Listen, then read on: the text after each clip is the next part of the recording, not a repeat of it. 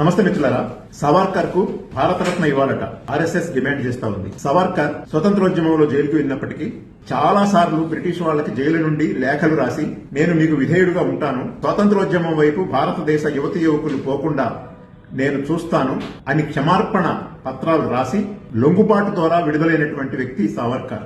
ఆయన విడుదలైన తర్వాత ఒక్క మాట కూడా బ్రిటిష్ వారికి వ్యతిరేకంగా మాట్లాడలేదు. బ్రిటిష్ వారి వద్ద నెలకు 60 రూపాయలు పెన్షన్ కూడా తీసుకున్న వ్యక్తి దేశభక్తుడు ఎలా అవుతాడు? ఇలాంటి వ్యక్తికి భారతరత్న ఎలా ఇస్తారు?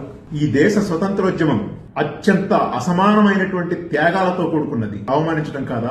అనేక మంది అమరవీరులు ఉరికొయ్యలకెక్కి వేలాడిన వాళ్ళు, చనిపోయిన వాళ్ళు, ఆ అమరులందరినీ అవమానించినట్లు కాదా? ఈ దేశ విభజనకు కారణమైన 2 జాతుల సిద్ధాంతాన్ని ముందుకు తీసుకొచ్చి హిందూ మహాసభ తరపున పనిచేసిన ఇతను హిందువులు ముస్లింలు వేరువేరు జాతులు అని చెప్పి ఆ తర్వాత మహమ్మద్ అలీ జిన్నాకు ఈయన స్ఫూర్తిదాతగా మారి ఈ దేశం 2 ముక్కలుగా విడిపోవడానికి అవసరమైనటువంటి ద్విజాతి సిద్ధాంతాన్ని ముందుకు తీసుకొచ్చింది సావర్కర్ కాదా?